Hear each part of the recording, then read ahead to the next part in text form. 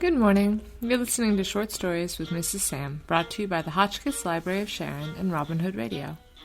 Tune in every week on Sunday at 8:30 a.m. to WHDD 91.9 FM to catch our show. My name is Mrs. Sam. I'm the children's librarian at Hotchkiss Library of Sharon. We have all sorts of wonderful books there for children of all ages, and lovely crafting and story times besides. The weather is warm enough for us to have outside library programs. Register for our summer reading and participate in fun challenges and win prizes all summer long. You can find information on all the events we hold for children and adults alike on our website, hotchkisslibraryofsharon.org, or on our Facebook page, facebook.com/hotchkisslibrary. We are open for browsing and borrowing and computer use every day of the week. Today, in celebration of our summer reading theme, Tales and Tales, we're going to read several very short stories called Aesop Fables. The Aesop for Children. The Frogs and the Ox.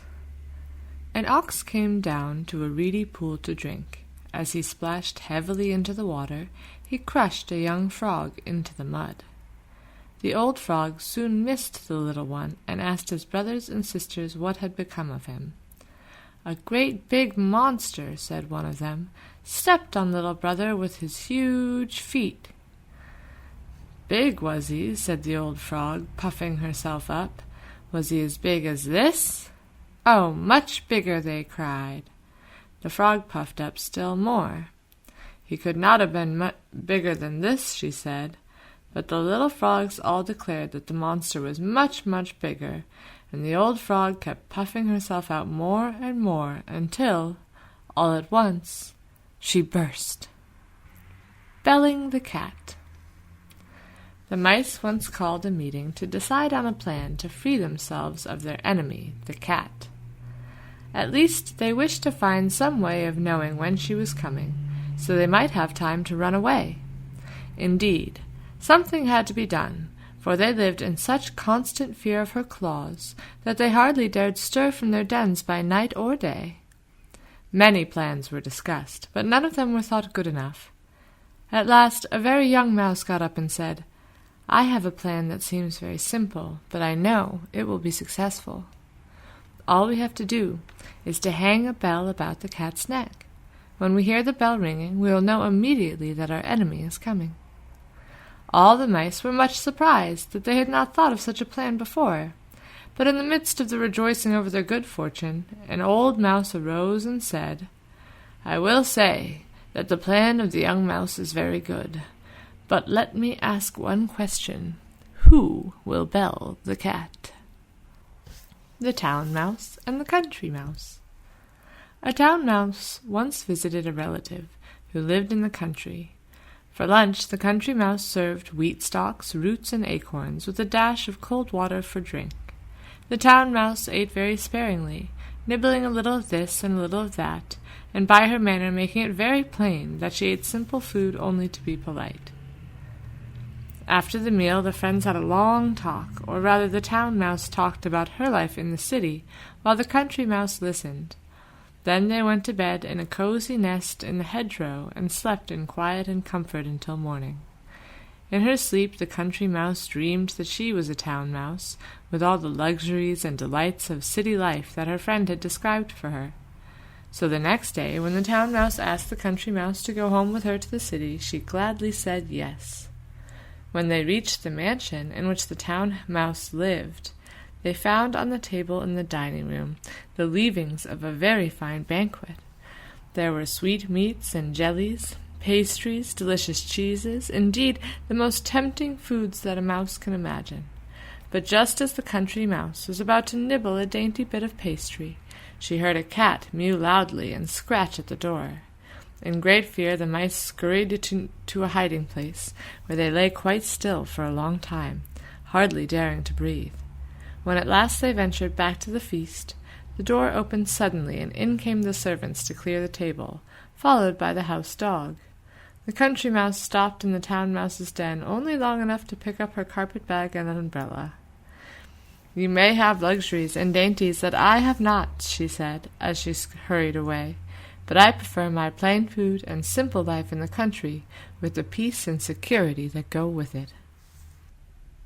The Fox and the Grapes. A fox one day spied a beautiful bunch of ripe grapes hanging from a vine trained along the branches of a tree. The grapes seemed ready to burst with juice, and the fox's mouth watered as he gazed longingly at them. The bunch hung from a high branch, and the fox had to jump for it.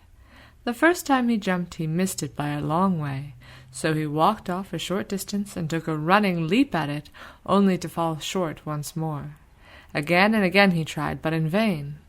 Now he sat down and looked at the grapes in disgust. "What a fool I am," he said.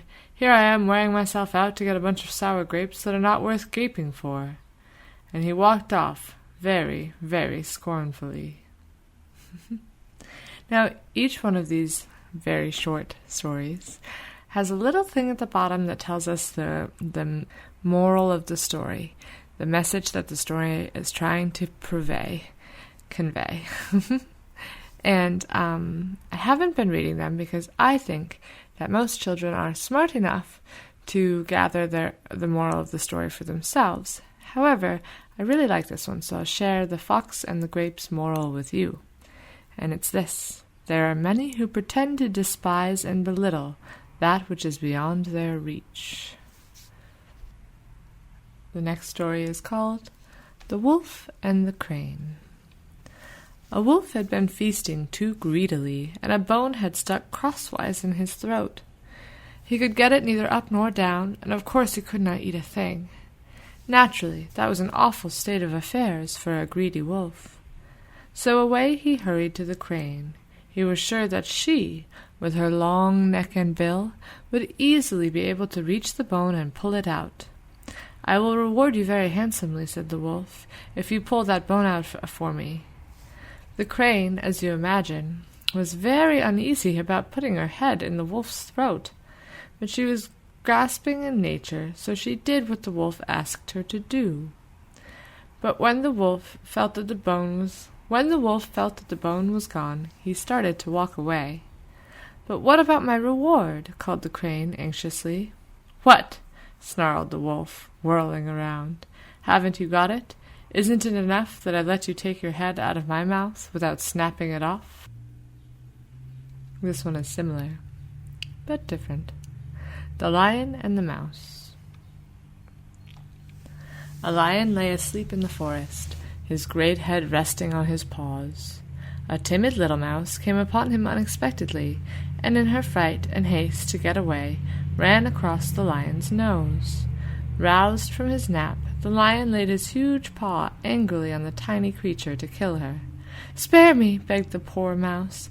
"Please let me go, and some day I will surely repay you." The lion was much amused to think that a mouse could ever help him, but he was generous, and finally let the mouse go. Some days later, while stalking his prey in the forest, the lion was caught in the toils of a hunter's net. Unable to free himself, he filled the forest with his angry roaring. The mouse knew that voice, and quickly found the lion struggling in the net. Running to one of the great ropes that bound him, she gnawed it until it parted, and soon the lion was free. "You laughed when I said I would repay you," said the mouse. "Now you see that even a mouse can help a lion." The Gnat and the Bull. A gnat flew over the meadow with much buzzing for so small a creature, and settled on the tip of one of the horns of a bull. After he had rested a short time, he made ready to fly away, but before he left he begged the bull's pardon for having used his horn for a resting place. "You must be very glad to have me go now," he said. "It's all the same to me," replied the bull. "I did not even know you were there." So the moral of this one, too, I would like to share. It says, "We are often of greater importance in our own eyes than in the eyes of our neighbor. The smaller the mind, the greater the conceit." The Plane Tree. 2 travelers, walking in the noonday sun, sought the shade of a wide-spreading tree to rest. As they lay looking up among the pleasant leaves, they saw that it was a plane tree. "How useless is the plane," said one of them. "It bears no fruit whatever, and only serves to litter the ground with leaves." "Ungrateful creatures," said a voice from the plane tree. "You lie here in my cooling shade, and yet you say I am useless. Thus ungratefully, O Jupiter, do men receive their blessings." The Owl and the Grasshopper. The owl always takes her sleep during the day. Then, after sundown, when the rosy light fades from the sky and the shadows rise slowly through the wood, out she comes ruffling and blinking from the old hollow tree. Now her weird "woo woo woo woo" echoes through the quiet wood, and she begins her hunt for the bugs and beetles, frogs and mice she likes so well to eat. Now, there was a certain old owl who had become very cross and hard to please as she grew older, especially if anything disturbed her daily slumbers. One warm summer afternoon, as she dozed away in her den in the old oak tree, a grasshopper near by began a joyous but very raspy song. Out popped the old owl's head from the opening in the tree that served her both for door and for window. "Get away from here, sir," she said to the grasshopper. "Have you no manners? You should at least respect my age, and leave me to sleep in quiet." But the grasshopper answered saucily that he had as much a right to his place in the sun as the owl had to her place in the old oak. Then he struck up a louder and still more rasping tune. The wise old owl knew quite well that it would do no good to argue with the grasshopper, nor with anybody else for that matter. Besides, her eyes were not sharp enough by day to permit her to punish the grasshopper as he deserved. So she laid aside all harsh words, and spoke very kindly to him. "Well, sir," she said, "if I must stay awake, I am going to settle right down to enjoy your singing. Now that I think of it, I have wonderful wine here, sent to me from Olympus, of which I am told Apollo drinks before he sings to the high gods. Please come up and taste this delicious drink with me. I know it will make you sing like Apollo himself." The foolish grasshopper was taken in by the owl's flattering words. Up he jumped to the owl's den, but as soon as he was near enough so the old owl could see him clearly, she pounced upon him and ate him up. The Oak and the Reeds. A giant oak stood near a brook in which grew some slender reeds. When the wind blew, the great oak stood proudly upright with its 100 arms uplifted to the sky, but the reeds bowed low in the wind and sang a sad and mournful song. "You have reason to complain," said the oak. "The slightest breeze that ruffles the surface of the water makes you bow your heads, while I, the mighty oak, stand upright and firm before the howling tempest." "Do not worry about us," replied the weeds. "The winds do not harm us. We bow before them, and so we do not break. You and all your pride and strength have so far resisted their blows, but the end is coming." As the reeds spoke, a great hurricane rushed out of the north. The oak stood proudly and fought against the storm, while the yielding reeds bowed low.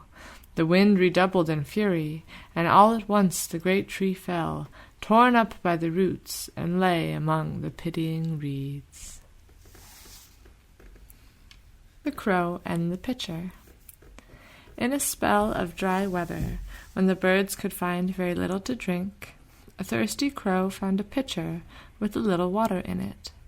But the pitcher was high and had a narrow neck, and no matter how he tried, the crow could not reach the water. The poor thing felt as if he must die of thirst. Then an idea came to him. Picking up some small pebbles, he dropped them into the pitcher one by one. With each pebble, the water rose a little higher until at last it was near enough so he could drink. The Two Goats.